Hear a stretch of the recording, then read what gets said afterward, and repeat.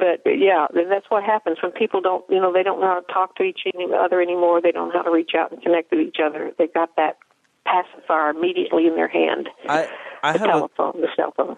I have a question for you, Elizabeth, and I don't know. I mean, these things may differ according to whether you're living near a river or whether you're living near the coast or whether you're living, inland more.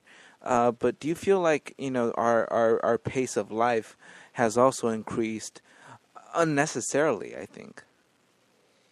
Definitely. It's not only the pace of life, and I guess it's the pace of life that's doing it, but time seems to be going really fast. Well, yeah. And it's because, I guess, we're doing more stuff. And it's making us feel like time is going by real fast. But it does. It seems like time is really going by faster. And that's one of the things about the end days. Time is really going. But, yeah, everything that you just said about too much, and it's causing us having major problems in our life, overwhelmed. I know there are several people that... Go ahead. I was going to say there are several people that are really good at multitasking, but then there are other people that are not so very good at multitasking and can only monotask. And, I feel like the increased, pace of society is a bit unfair to people that, are really good at doing one thing at a time because they like to do it right. I just feel that, we need to be more accepting to other different types of people. Definitely. No ifs or buts about it, and that's been from way back when Jesus first came into this world. He was trying his best to show us how to love, to accept, to understand, to forgive. And the way to handle, what's really sad right now, I see things going on in our United States of America that, we may be, terrible, ISIS, terrible. But there's things going on in our world that's just as destructive as somebody slashing the head off of a person's body. Just as destructive as killing the spirit and the soul. And just as much as, we should be more concerned about the words that come out and about the actions that come out than the bullets that come out of a gun. There's hate it's very, very bad right now. And what's concerning me, I don't know if Carl saw it, I posted this on Facebook. What is concerning me right now is the feeling that the people of law need to treat people differently because of color of skin or the poverty in their world. And we should be more considerate of them. And in the end result, what that's going to do is open the door for the rights of a criminal to be a criminal because I've got bad things happening in my life. Does that make sense? Yes. I have, that you should not be hard on me because I come from certain circumstances. I should have, like there was this sign, and I tried to find it again. There was a boy holding a sign saying, no mother should ever fear the death of her son because he's robbing the store. And he meant it. In other words, because I'm poor, I get to do things illegally, and you should not be coming at me. You should be understanding of the fact that, oh, wait a minute, I got to have a way to feed my kids, I got to have a way of life here to make money and so forth and so on. And, just as we had the rights of the women to do what they wanted to do with their bodies and therefore abort a bunch of babies, and then we have the rights of people to take and believe that marriage should be for them because we should have equal rights. Well, yes, you should have equal rights, but marriage is this is not a public thing or how's the word? But it's a church. To me, marriage is a thing of the church. It was a sacrament or something blessed by God and set down by God that this is how it's supposed to be for the sake of the society. And so, you can have unions, you can have couples, you can have everybody can have all of the equal rights that they deserve. But when it comes to affecting the whole society in the long run. We can't, we have to look at whether or not everybody should have their rights just because they exist. There's laws that we need to be following for a purpose and a reason in the survival of society. And we can be as understanding as we want to, but you cannot break the laws and expect you to have equal rights because you're a person. If you're breaking the law, then you know, what is it? People in jail, they're denied their rights because they're in jail. Right? When you come out of there, you can't vote anymore. If you've committed a felony, you've lost a lot of your legal rights.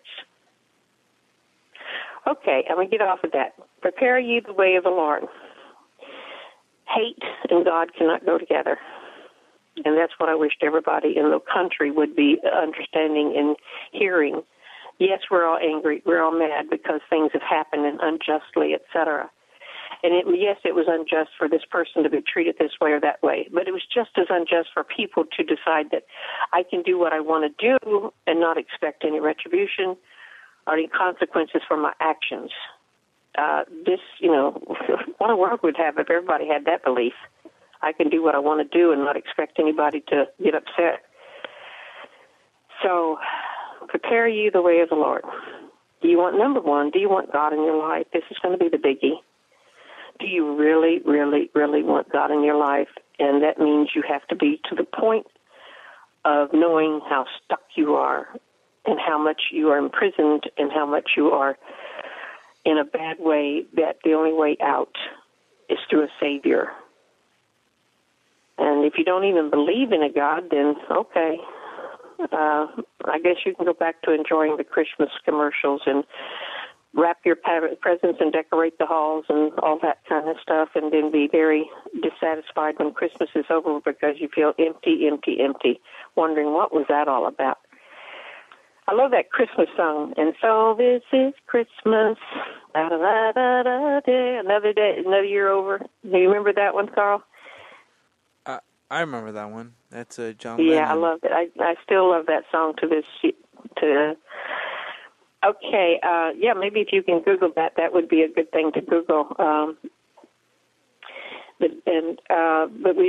do want to go out with the prayer of St. Francis of Assisi, make me a channel of your peace, because in this day and age, more than anything else, we need to understand totally and completely the importance of love and responding in a loving way to everything that's happening around us, and to do our best, because that's the only way that we can truly say that I believe in God, and it's by living His word of love. If you believe in God, and if you say you believe in Jesus Christ, then you have to live like the man lived. And there's any other alternative.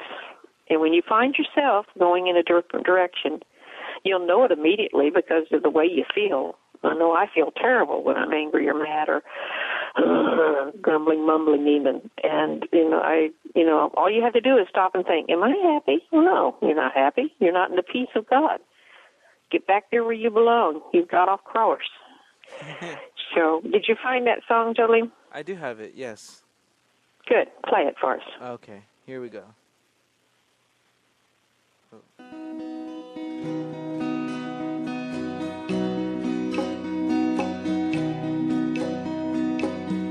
Make me a channel of your peace. Where there is hatred, let me bring your love. Where there is injury, your pardon, Lord.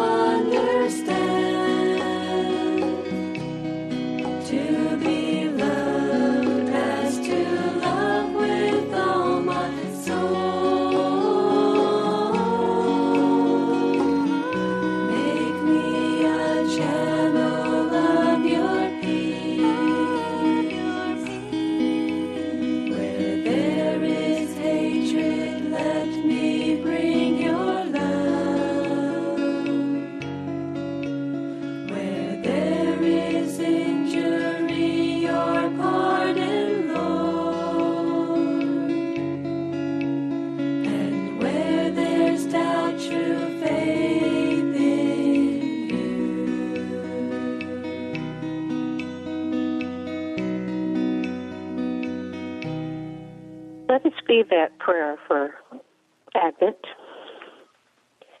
for the rest of our lives, make us a channel of your peace. Let us give love. Let us give understanding so that we can receive all these things too. A friend of mine sent me an email today, and it was a quote from St. Francis of Assisi, the one who wrote those words down, make me a channel of your peace, that prayer. And it says, be patient. Oh, be patient. Because the weaknesses of the body, and I'm going to put in here of our mind too, are given to us in this world by God for the salvation of the soul. Our souls and other souls. And those are my words there. Our souls and other souls. So that they are of great merit, our weaknesses are of great merit when they are borne patiently. So it's not only our physical weaknesses that I know myself and many, many others are dealing with, but the weaknesses of our spirit and of our mind, yes, they too are given to us so that we can relate to others and we can understand and we can have mercy and patience with others. And we can love with a profound, deep love, the love of God and the love of Jesus. So, until next week, it was wonderful to hear your voice again, Zolim. And I thank you both for being there for me, that this show may go out into the world. And who knows where it goes and how far away it goes. As a beacon of light and love. Awesome. Yes. All right. Bless you, and thank you. Bless you, too.